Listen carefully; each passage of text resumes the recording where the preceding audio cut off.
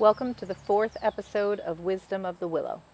And my guest today is my friend Lauren from Salt of the Earth Yoga, and our topic is gluten. Welcome to the Willow. Thank you. So happy to be here.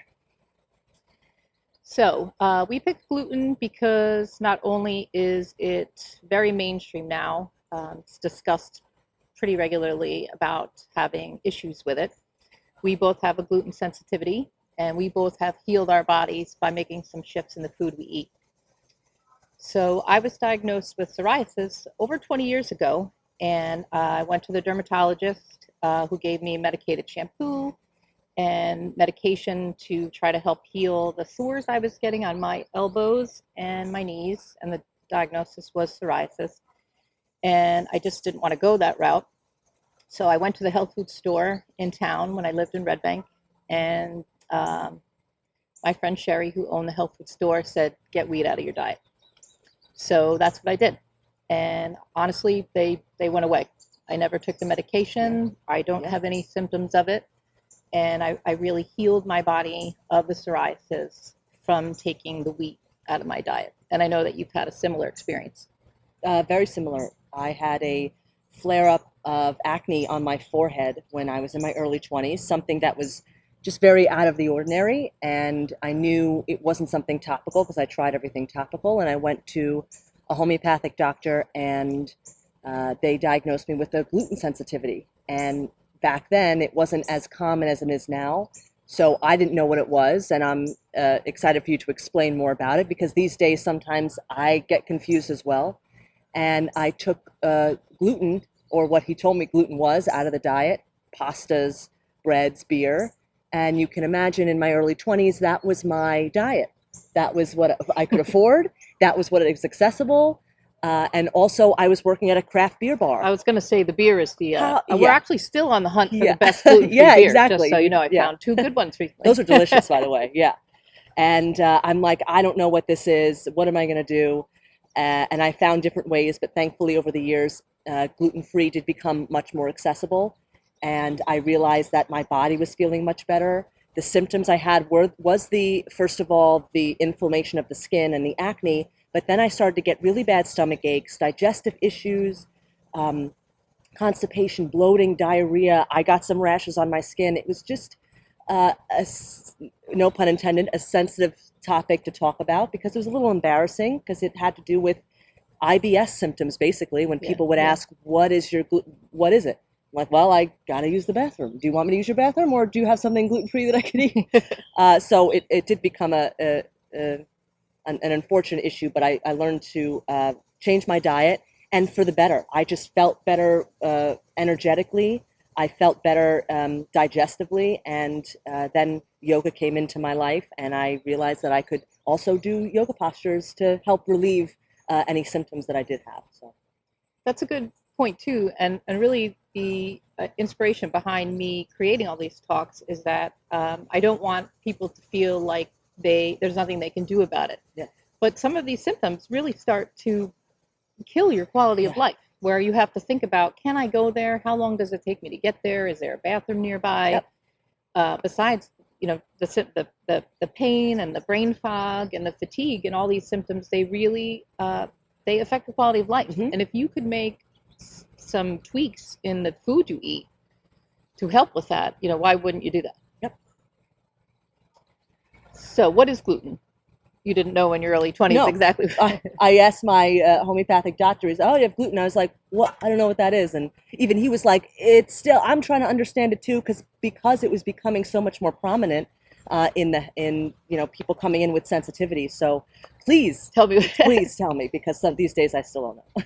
So very, very simply, gluten is the protein found in wheat that's very, very difficult for our bodies to digest. And when you have a sensitivity, you'll have symptoms like the ones that we had when we found we had a sensitivity, and that's the gas, bloating, fatigue, brain fog, potential lots of skin issues, which, by the way, your skin is your biggest organ. So if you are having skin issues, I think people start to think that that's like an external thing, but that's really something going on inside, and your body is pushing it out. Like psoriasis is not a skin issue. Psoriasis is an autoimmune problem.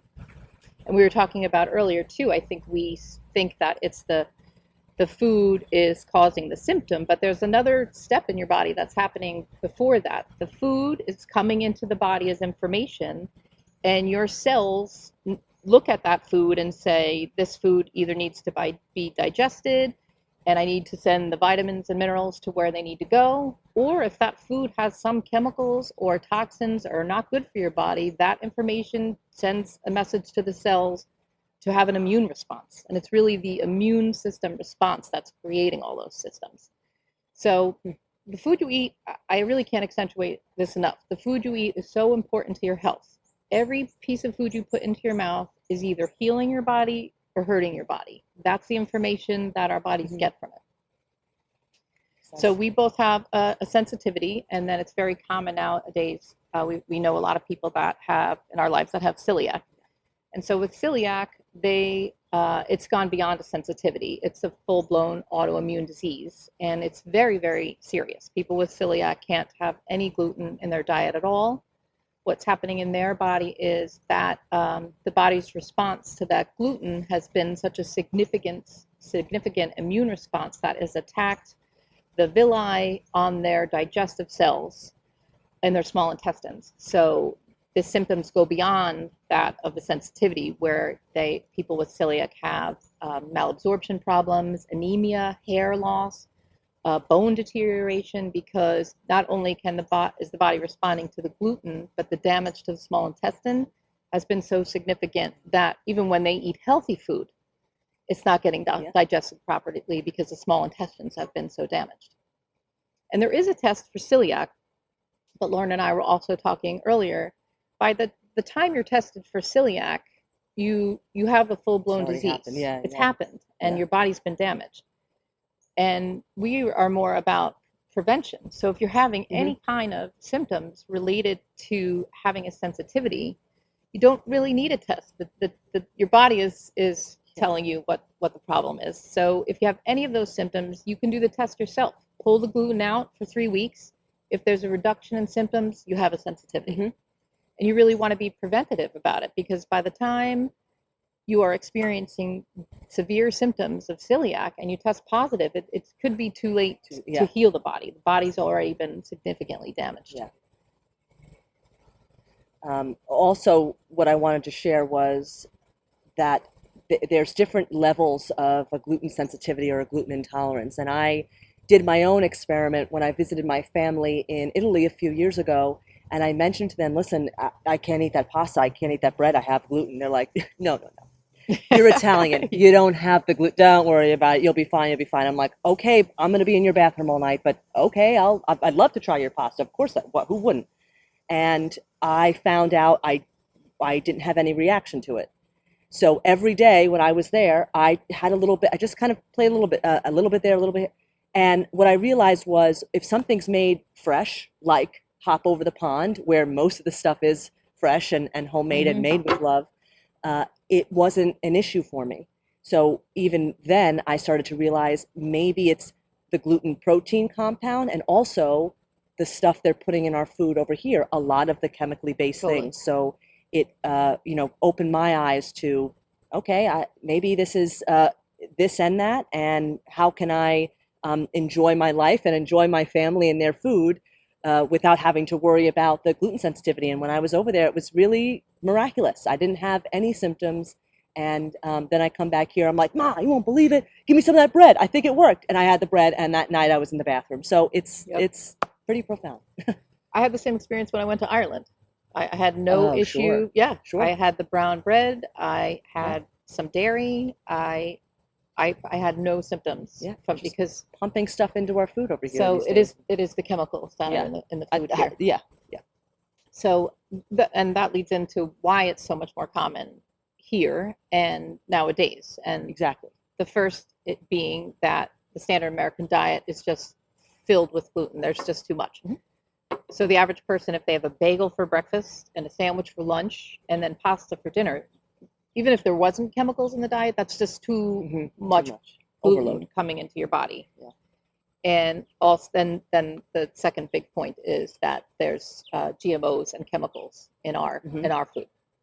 So just briefly about that so that you are empowered to be educated and make decisions for yourself. You probably have heard the word GMO, but that means genetically modified, and that is that the food was manipulated in a lab with chemicals, very simply.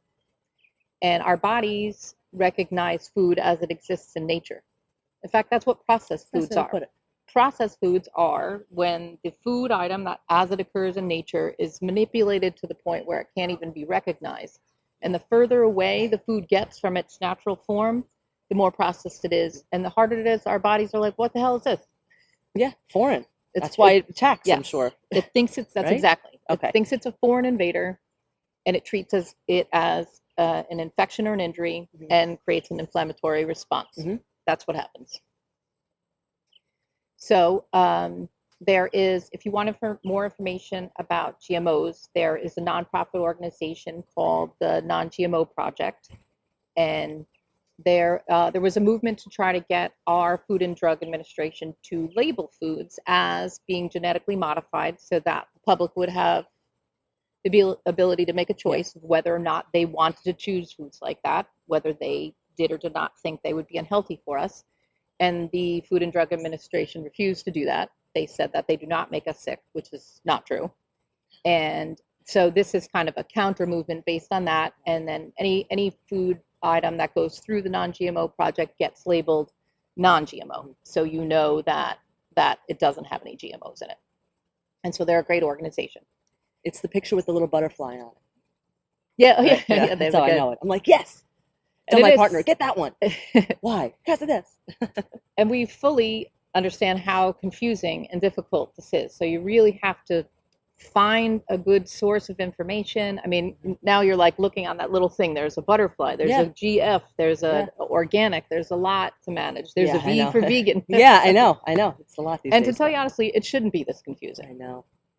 And hopefully we will get to a place where the food is what it is, and it's not processed and manipulated to the point where we have to label it natural. Yeah. I mean, it's just ridiculous. So, and when we're talking about foods with gluten, we're mainly talking about grains. So foods that naturally have gluten in them would be wheat, rye, barley, spelt, and kamut. Is that all of them? That's what you told me, and that's what I remember. So, yeah. Oh, good. Lauren listens to me. I listen to her about yoga too. And then foods that are naturally gluten-free grains are quinoa, buckwheat, rice, millet, and oats. Gluten-free oats, though, because oftentimes they're processed in a facility that processes things with gluten. And certain types of buckwheat, actually. So not all buckwheat is gluten-free. And I found that out, too. The hard way, but I found it out. So. Yeah. Okay, yeah, you mentioned that soba noodles don't work for you. Unless certain types of brands, I think there is. And I only found that out by going to an Eastern restaurant. And they said, oh, we have that, but it's not gluten-free, and here's why. And they explained. So, yeah, interesting. It's different stuff I'm learning. And I'm forgetting one. Oh, and amaranth, which is like a gram. That's also gluten-free. Okay. So if you're looking to get gluten out of your diet, you would choose those gluten-free grains. And another tip with the gluten-free, though, is that there's lots of gluten-free products, which we have been on a mission to find the best of. We should probably list that in addition to the beer. That's a great idea. Yeah. Of what we suggest, maybe what you guys would suggest or, comment. This is great. We could absolutely do that. We should do that because it gets expensive experimenting. You buy a product that's gluten-free and it doesn't taste good. Yeah. Now you're bummed. You spend $9 on it. Yeah. But be careful about the gluten-free label. Gluten-free absolutely does not 100% translate to healthy. There are 4 ingredients in gluten-free products that are used that are higher in sugar and can create an inflammatory response in your body because it elevates your insulin levels. So even though it's not gluten and it's not creating an immune and an inflammatory response in that way, it's creating it in another way. Right. So those 4 ingredients are potato starch, corn starch, tapioca, and rice flour. So it's very hard to find gluten-free products that don't have those in them. Yeah. So just be in the mindset of that gluten-free doesn't equal healthy, and you still should moderate your consumption on gluten-free products. Yeah. My partner is not gluten-free, and when I make meals for us, I make sure that he has something that just works with his body and his system, because gluten-free may not be healthy for him. Although he doesn't have the allergy or the sensitivity, I've done my research and I found that if it's okay for him, he doesn't have it all the time, but at least I'll make something that he can enjoy. And like you said, there's certain types of fats and sugars that may not work for his body composition. And that's just something to be mindful about, because it's such a big fad these days. People think, oh, if I go gluten-free, I'm healthy. It's not for everybody. And we have to remember we're all very different, and we function differently, and it makes us feel better. I'm having a funny memory of where the first time I served Matt in lettuce cups, he was like, "What the hell is that?" And I was like, "This is your lunch." I know all too well that reaction. This is your lunch because you eat gluten, breakfast, lunch, and dinner. And when I'm making it, it's coming in a lettuce cup, whether you like it or not. Yeah. Or we get labeled, what is it, bunny food? That's what I always get. What's this, rabbit food? Yes, it is. Yes, it is. Yeah, enjoy. They're healthy. So, and since Lauren from Salt of the Earth Yoga is my guest today, we are going to close with some yoga poses that are specifically for our digestive system. Yes. So I will let you lead that. Thank you. I'm just going to show just a couple that help me with digestion. The first one will be seated in a chair, which I think is very accessible and something I really love to do. Especially, it may be something after you have a meal that you kind of automatically go to kind of get your digestive system moving a little bit. So seated in your chair, we'll do it together. And it's a simple twist. You're just slowly going to twist towards your right side. So we're going to mirror them. So you twist to your left side. Okay. So twisting to your right side, sitting up nice and tall, crossing the body with your left hand as you twist, taking a few deep breaths here. I burped already. Hey! Instant gratification, I'm telling you. We were just talking about that. It made me burp immediately. So what I was mentioning to Heather before was, when I first started yoga, I went up to my yoga instructor. I'm like, man, after every class, I feel, we're going to twist the other way, I feel like a little gassy. And every time we twist, I'm burping a little bit, like very silently. And she's like, well, these are twisting. You're working your digestive system. We're massaging your small and large intestine as well as the stomach. So it's no surprise when you're twisting, that's what we're doing here, working on the digestive. So let's come back to center. Now we're going to do something on the earth. So we're going to come down onto the ground. And this is something, if you've attended a yoga practice before, so any foot forward is fine, that it may be familiar to you. So it's kind of a little bit of a lunge. You're on your back knee. And the first variation is something I like to lead first is taking your opposite hand. So I'm going to twist here to my left side, your right hand to the outside of the left knee, support your lower back with your left hand, and twist towards your left side. So same thing, sitting up tall, almost like you're sitting in the chair. This is your variation first. And then if you'd like to explore deeper, you take the outside of your left elbow to the outside of the thigh, press the palms together. And this just goes a little deeper. So as you can feel, maybe right in here, so twist the other way here. Oh, yep. So it's good here, to have a yogi in your life. As she's twisting right now, she is compressing the small and large intestine and really massaging the digestive system. So you can stay here as long as it feels okay for you, but right away, as you're in it, or as you come out, you may feel, so when you're ready, you can come back out. Maybe so good, I wanted to stay in. Yeah, and listen to your body. We were talking about intuitive eating, intuitive stretching or exercising. After I eat, this is just kind of where my body goes to, is a gentle twist. And you were mentioning that before too, just to kind of rinse and wring out the digestive system, get things moving. Something my sister showed me was if you rub your belly clockwise, so if you're rubbing your belly clockwise here, this is a great way to get the belly moving, to get your digestive and metabolism flowing, to release stuff. So nice to go to the bathroom, you rub your stomach clockwise. If you're going to the bathroom too often, diarrhea, you're constantly going. Counterclockwise, you rub the belly. Oh, interesting. Cool. So it helps to keep everything in. Yeah, thank you. You're welcome. All right, and in the spirit of Heather's Healing Kitchen, we are going to have gluten-free quinoa Swiss chard burgers made with cassava flour instead of wheat. And I'll post that recipe on my website. So we will see you soon. Thanks, Heather.